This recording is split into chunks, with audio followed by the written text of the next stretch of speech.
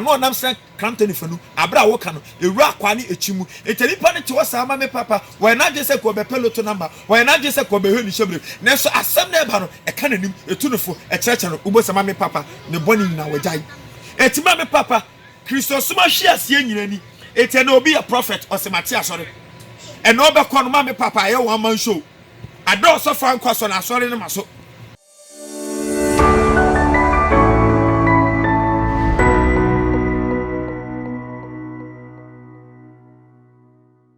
must go. The gospel must go, and the gospel is still going. Chedia panyankupo shana onyo keshe. Se de biada on saka message na oma unya binsu etiebi. Ene day, ene Saturday, ene eya home eda. Etima me papa ye ba, ene ye mami, ene ye papa, ene ni mamu. Ebe check nyankupon asem. Na ye wiye ye no na ye se no. You need to give it a flashback, and then so no you need to feed your soul with the undiluted word of God. The Kaisa, mo Kaisa, the video be waha about don't follow miracle. Mama follow me at channel. And fans and channel share yes, and I fans and channel and share young coupon.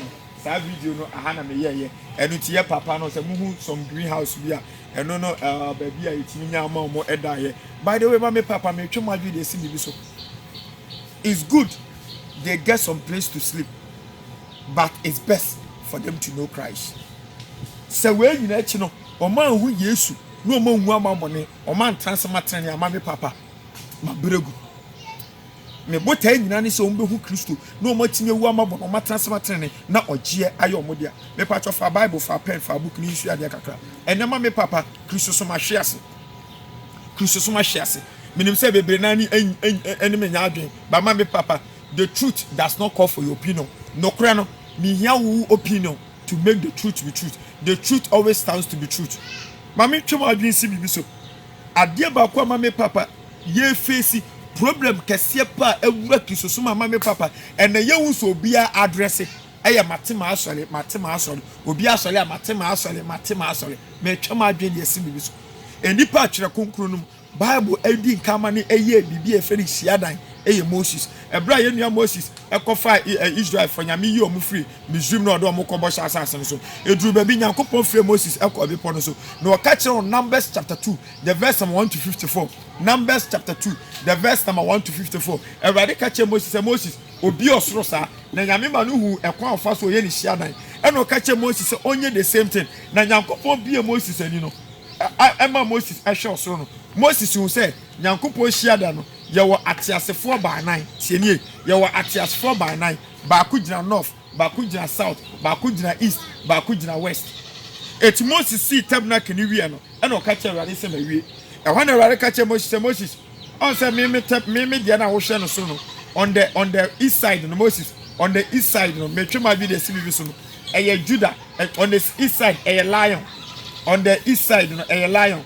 on the west side a man on the south side a calf and on the north side a flying eagle and a radical Moses me person hear the same thing Moses is Syrian me patch atam no na blocks in cement in iron rod na sefo na eni it Moses used to be a friend tent it was Syrian a friend the tabernacle Moses Syrian and a radical Moses shade dia me person we ye bra na me illustration of from say do omudu it Moses is tabernacle na wi me twema bi de sibi so fashion from na me nchira de bi wa Moses is tabernacle na wi ye wo the north south east and west shade bi wo from ha me pesa me nchira de wo from ha it Moses is tabernacle na wi nyankopon de na wo soro no nyame de na wo soro on the east side omo muli de no on the east side mame papa lion nyame de ni on the east side lion and me twema de bi asibi so on the west side calf na ntwieba on the west side calf and mame papa on the south side man tienete ni pa on the south side man and on the north side flying eagle esi esua de bi kakra flying eagle enie et Moses ewie tent no wasi edan no hia dan na wie wosi wie na Yakobon ka che Moses say se wasi hia dan na wie dia on se meme de na wo soro no me patcho upeso ohu wona wo bo asore ne ho ban e wo soro a Me pacho the book of Revelation. The book of Revelation, chapter 4, the verse number 5 to 7, 8. Revelation chapter 4, the verse number 5 to 8. At as 4 by 9, and a honor. Revelation chapter 4, the verse number 5 to 8. I'm going to bo Sasia dine on by our so. Me patriotinate. It's a blend of coupon catcher Moses said. 1 yet a friend said 10, and I say Siadan. We Nyanko Podiano. East a lion, west a calf, south a man, and north a frying eagle. And when I Nyanko catcher Moses in place on the east side, no, in place of lion, in place of lion, and when I catch Moses for the tribe of Judah, the tribe of Judah, the tribe of Issachar, the tribe of Issachar, and the tribe of what? Zebulon, the patriot Zebulon. On the south side, which is man, Moses on the south side for the tribe of Reuben, the tribe of Reuben, the tribe of Simeon, and the tribe of Gad, the patriot, and on the west side, no, the patriot, on the west side, no, in place of what you call calf, no, what you call Moses, one for the tribe of Ephraim, the tribe of Ephraim, the tribe of Manasseh, and the tribe of what do you call Benjamin. On the north side, you know, in place of frying egg, no, Eradimani you see the tribe of Dan, the tribe of Asa, ASHR, and the tribe of Naphtali. Me patrochinate and your Moses and your Chusu Sanko Fui. And your God called and your man called. Moses has said answer on your tent, no. Moses here tent in the year, no. Me patch you see the kakra. And your Moses the you said the trap of Judah bra, Issachar bra. And Yamina share Moses said fast trap with. Me patch these 4 living creatures, no. And Mamma Papa, I'm in a perfect church, no. Yenia Paul Ebekan the book of Ephesians. The book of Ephesians, chapter 4, the verse number 11. Yenia Paul Ephraim the 5-fold ministry. The 5-fold ministry. Me patcho a 4. A 4 according to the Old Testament, you know. The 5-fold ministry a 4. Apostle and evangelist. Omoya juma bako. Apostle and evangelist. Omo juma ne bako. Etima me papa she. Baby bia nyamisia dan. Nyamisia dan wono. These 4 living creatures, lion, calf, man, flying eagle, they are supposed to be there. This is the mame papa. Where is Shiadan? Aha is Shiadan. Shiadan. Tell power. Aha is Shiadan. A bet my Methodist. A bet my Roman. A bet my SDA. A bet my Deeper Life. A bet my Church of Christ. Eti baby biara Church of Christ one. Baby biara Methodist one. Baby biara Roman one. Baby biara mame papa Pentecost one. These 4 living creatures are supposed to be there. Tell you power. These 4 living creatures are supposed to be there in one building. Bakon 10 ho. Nyankopon nyansem no. These 4 living creatures. Yenya Paul Bekano Ephesians chapter 4 verse 11 as the 5-fold ministry. So muni know the church can never be perfect. They are there to perfect the church. So 4 living creatures omo boa ema nyame Yesu adedu onipam. Tenete die pawo. Be na de na ekoso Kristo so no.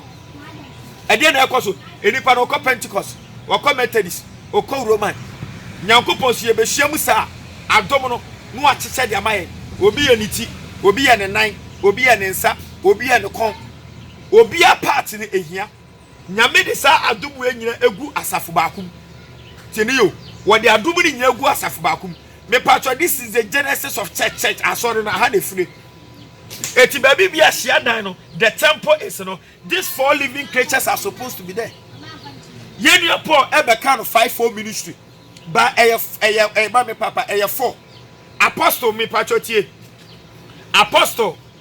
Apostle any evangelist. Apostle ni evangelist ejrom alion no.